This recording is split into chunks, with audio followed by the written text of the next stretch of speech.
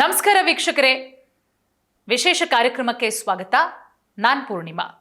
ನೋಡಿ, ರಾಜ್ಯ ರಾಜಕೀಯದ ಬಗ್ಗೆ ಒಂದಷ್ಟು ವಿಚಾರಗಳ ಬಗ್ಗೆ ನಾವು ಮಾತನಾಡ್ತಾ ಹೋಗೋದಾದ್ರೆ ಏನೆಲ್ಲ ಬೆಳವಣಿಗೆಗಳಾಗ್ತಾ ಇದೆ ಅನ್ನೋದನ್ನ ಗಮನಿಸ್ತಾ ಇದ್ದೀವಿ.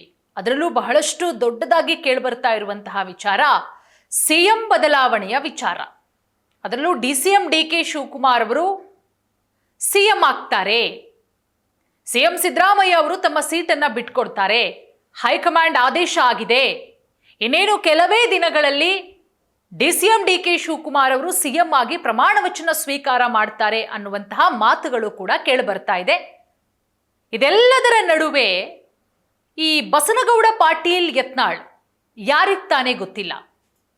ಹೇಗೆ ಅಂತ ಹೇಳಿದ್ರೆ, ತಮ್ಮ ವಿವಾದಾತ್ಮಕ ಹೇಳಿಕೆಗಳ ಮುಖಾಂತರವೇ, ಅಂದರೆ ಕಾಂಟ್ರವರ್ಸಿ ಹೇಳಿಕೆಗಳನ್ನು ಕೊಡೋದ್ರ ಮುಖಾಂತರ ಸಾಕಷ್ಟು ಬಾರಿ ಸದ್ದು ಸುದ್ದಿ ಮಾಡುವಂತಹ ನಾಯಕರು ಬಸನಗೌಡ ಪಾಟೀಲ್ ಯತ್ನಾಳ್. ಯಾಕೆ ಅಂತ ಹೇಳಿದ್ರೆ, ಬಿಜೆಪಿಯಿಂದ ಈಗ ಆಲ್ರೆಡಿ ಉಚ್ಚಾಟನೆಯಾಗಿದ್ದಾರೆ.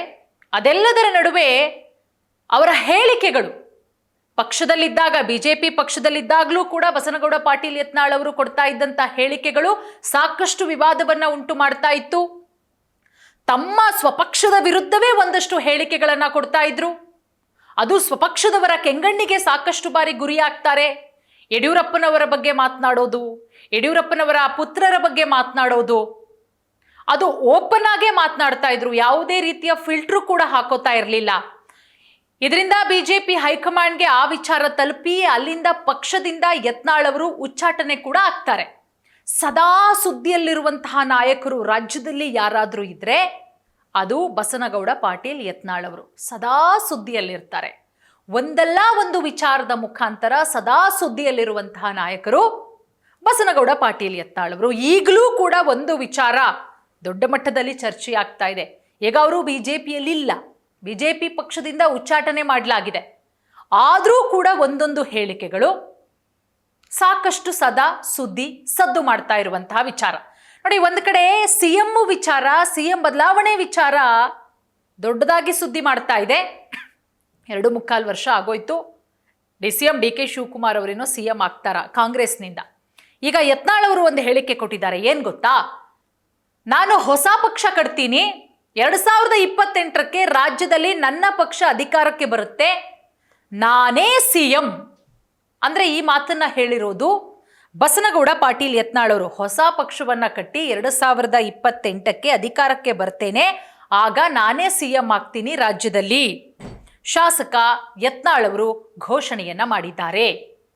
ಆಗ್ಲೇ ಹೇಳದ್ನಲ್ಲ, ಸದಾ ಸುದ್ದಿಯಲ್ಲಿರುವಂತಹ ನಾಯಕರು ಅಧಿಕಾರದಲ್ಲಿ ಇರಲಿ ಅಥವಾ ಅಧಿಕಾರದಲ್ಲಿ ಇರದಲೇ ಇರಲಿ, ತಮ್ಮ ಹೇಳಿಕೆಗಳ ಮುಖಾಂತರ ಯಾವಾಗಲೂ ಕೂಡ ಸುದ್ದಿಯಲ್ಲೇ ಇರ್ತಾರೆ. ನೋಡಿ, ಡೆಲ್ಲಿಗೆ ಹೋಗಿದ್ದಾರೆ. ಅಲ್ಲಿ ಅವರು ಮಾಧ್ಯಮ ಪ್ರತಿನಿಧಿಗಳೊಂದಿಗೆ ಈ ರೀತಿಯ ಹೇಳಿಕೆಯನ್ನು ಕೊಟ್ಟಿದ್ದಾರೆ. ನಾನು ಯಾರ ಕಾಲಿಗೆ ಬಿದ್ದು ಪಕ್ಷಕ್ಕೆ ಸೇರ್ಕೊಳ್ಳೋದಕ್ಕೆ ನಾನು ಡೆಲ್ಲಿಗೆ ಬಂದಿಲ್ಲ. ಅಂದರೆ ಹೈಕಮಾಂಡ್ ನಾಯಕರನ್ನ ಭೇಟಿ ಮಾಡೋದಕ್ಕೆ, ಬಿಜೆಪಿ ಹೈಕಮಾಂಡ್ ನಾಯಕರನ್ನ ಭೇಟಿ ಮಾಡಿ ಅವ್ರ ಕಾಲಿಗೆ ಬಿದ್ದು ಪಕ್ಷ ಸೇರ್ಕೊಳ್ಳೋಕ್ಕೆ ನಾನು ಬಂದಿಲ್ಲ. ನಾನು ಬಂದಿರೋದು ಒಂದಷ್ಟು ಬೇರೆ ಬೇರೆ ವಿಚಾರಗಳಿಗೋಸ್ಕರ. ನನ್ನ ಮಗನ ಮದುವೆಯ ಇನ್ವಿಟೇಷನ್ ಕೊಡೋದಕ್ಕೆ ಬಂದಿದ್ದೇನೆ. ನಾನು ಯಾವುದೇ ಕಾರಣಕ್ಕೂ ಕೂಡ ಮತ್ತೆ ಬಿಜೆಪಿ ಪಕ್ಷವನ್ನು ಸೇರಲ್ಲ. ಕಡು ಭ್ರಷ್ಟ ಕುಟುಂಬ ಬಿಜೆಪಿಯಲ್ಲಿ ಇರೋವರೆಗೂ ಕೂಡ ಬಸನಗೌಡ ಪಾಟೀಲ್ ಯತ್ನಾಳ್ ಅವರು ಬಿಜೆಪಿಯನ್ನು ಸೇರದೇ ಇಲ್ವಂತೆ. ಯಾವುದದು ಕಡು ಭ್ರಷ್ಟ ಕುಟುಂಬ? ಅವರೇ ಹೇಳೋ ಪ್ರಕಾರ ಯಡಿಯೂರಪ್ಪನವರ ಕುಟುಂಬ ಬಿಜೆಪಿಯಲ್ಲಿ ಇರೋವರೆಗೂ ಕೂಡ ನಾನು ಯಾವುದೇ ಕಾರಣಕ್ಕೂ ಕೂಡ ಬಿಜೆಪಿ ಪಕ್ಷವನ್ನ ಸೇರಲ್ಲ. BS Yediyurappa, BY Vijayendra, BY Raghavendra ಈ ಮೂವರೂ ಪಕ್ಷದಲ್ಲಿ ಇರೋವರೆಗೂ ಕೂಡ ನಾನು ಬಿಲ್ಕುಲ್ ಬಿಜೆಪಿ ಪಕ್ಷವನ್ನ ಸೇರಲ್ಲ. ಮತ್ತೊಮ್ಮೆ ಮಾಜಿ ಮುಖ್ಯಮಂತ್ರಿಗಳಾದಂತಹ BS ಯಡಿಯೂರಪ್ಪ ಕುಟುಂಬದ ವಿರುದ್ಧ ಬಸನಗೌಡ ಪಾಟೀಲ್ ಯತ್ನಾಳ್ ಅವರು ವಾಗ್ದಾಳಿಯನ್ನು ನಡೆಸಿರೋದು. ಇಲ್ಲಿ ಬಹಳ ಇಂಟ್ರೆಸ್ಟಿಂಗ್ ವಿಚಾರ. ನಾನು ಆಗ್ಲೇ ಹೇಳ್ತಾರೆ, ನಾನು ಯಾವುದೇ ಕಾರಣಕ್ಕೂ ಕೂಡ, ನಾನು ಡೆಲ್ಲಿಗೆ ಬಂದಿರೋ ಉದ್ದೇಶನೇ ಬೇರೆ ನನ್ನ ವೈಯಕ್ತಿಕ ವಿಚಾರಗಳು. ನನ್ನ ಮಗನ ಮದುವೆ ಇನ್ವಿಟೇಷನ್ ಕಾರ್ಡ್ ಕೊಡಬೇಕಿತ್ತು, ಹಾಗಾಗಿ ಬಂದಿದ್ದೀನಿ. ಎಲ್ಲಿ ನಾನು ಯಾರು ಕೈಕಾಲು ಹಿಡ್ಕೊಂಡು ಮತ್ತೆ ಪಕ್ಷಕ್ಕೆ ಸೇರಿಸ್ಕೊಳ್ಳಿ ಸ್ವಾಮಿ ಅಂತ ಹೇಳೋಕ್ಕೆ ನಾನು ಬಂದಿಲ್ಲ. ಕಡುಭ್ರಷ್ಟ ಕುಟುಂಬ ಇರೋವರೆಗೂ ನಾನು ಬಿಜೆಪಿ ಪಕ್ಷವನ್ನು ಸೇರಲ್ಲ. ನನ್ನ ಉದ್ದೇಶ, ನಾನು ಹೊಸ ಪಕ್ಷವನ್ನು ಕಟ್ತೀನಿ, ರಾಜ್ಯದಲ್ಲಿ ಪ್ರಾದೇಶಿಕ ಪಕ್ಷ ಕಟ್ತೇನೆ, ನಾನೇ CM ಆಗ್ತೀನಿ, 2028ಕ್ಕೆ ನನ್ನ ಪಕ್ಷವೇ ಅಧಿಕಾರಕ್ಕೆ ಬರುತ್ತೆ.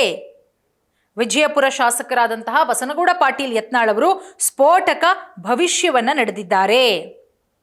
ನೋಡಿ, ಇವರ ಹೇಳಿಕೆಗೆ ಒಂದಷ್ಟು ಮಾತುಗಳು ಕೂಡ ಕೇಳಿ ಬರ್ತಾ ಇದೆ. ಕೆಲವೊಬ್ರು ಅವರವರದ್ದೇ ರೀತಿಯಲ್ಲಿ ವ್ಯಾಖ್ಯಾನವನ್ನ ಮಾಡ್ತಾ ಇದ್ದಾರೆ. ಬಟ್ ಇಲ್ಲಿ ಬಹಳ ಕ್ಲಿಯರ್ ಕಟ್ಟು, ಇಲ್ಲ BJPಗೆ ಮತ್ತೆ ಬರ್ತಾರೆ ಬಸನಗೌಡ ಪಾಟೀಲ್ ಯತ್ನಾಳ್ ಅವರು ಅನ್ನುವಂತಹ ಮಾತುಗಳು ಕೂಡ ಕೇಳಿ ಬರ್ತಾ ಇತ್ತು. ಆದರೆ ಈಗ ಅವರೇ ಸ್ಪಷ್ಟಪಡಿಸಿರುವ ರೀತಿಯಲ್ಲಿ, ನಾನು ಯಾವುದೇ ಕಾರಣಕ್ಕೂ ಕೂಡ BJP ಪಕ್ಷಕ್ಕೆ ಬರಲ್ಲ, ನಾನು ಯಾರ ಕಾಲಿಗೆ ಬಿದ್ದು ಕೂಡ ಪಕ್ಷ ಸೇರ್ಕೊಳ್ಳಲ್ಲ, ಅದು ಯಡಿಯೂರಪ್ಪನವರ ಕುಟುಂಬ ಇರೋವರೆಗೂ ಕೂಡ ನಾನು ಬರಲ್ಲ, ನಾನು ಅದ್ರ ಜೊತೆಗೆ ನಾನು ಯಾವ ಪಕ್ಷಕ್ಕೂ ಹೋಗಲ್ಲ, BJPಗೂ ಬರಲ್ಲ, ನಾನು ಯಾವ ಪಕ್ಷಕ್ಕೂ ಹೋಗಲ್ಲ. ಇಲ್ಲಿ ಬಹಳ ಕಡ್ಡಿ ತುಂಡಾಗೋ ರೀತಿಯಲ್ಲಿ ಹೇಳಿದ್ದಾರೆ. ನಾನೇ ಪಕ್ಷ ಕಟ್ತೀನಿ, ಹೊಸ ಪ್ರಾದೇಶಿಕ ಪಕ್ಷ ಕಟ್ತೀನಿ, ನನ್ನ ಪಕ್ಷವೇ ಅಧಿಕಾರಕ್ಕೆ ಬರುತ್ತೆ, ನಾನು CM ಆಗ್ತೀನಿ ಅಂತ. ಅಲ್ಲಿಗೆ 2028ಕ್ಕೆ ಬಸನಗೌಡ ಪಾಟೀಲ್ ಯತ್ನಾಳ್ ಅವರು CM ಆಗೋದು ಖಚಿತ.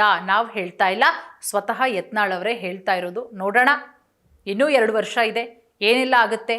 ಈ ಪಕ್ಷ ಕಟ್ಟಿದ್ರೆ ಆ ಪಕ್ಷಕ್ಕೆ ಏನು ಹೆಸರಿಡ್ತಾರೆ, ಜನ ಅವರಿಗೆ ಯಾವ ರೀತಿ ಬೆಂಬಲವನ್ನು ಕೊಡ್ತಾರೆ ಅನ್ನೋದನ್ನು ಕಾದು ನೋಡಬೇಕಾಗತ್ತೆ. Thank you.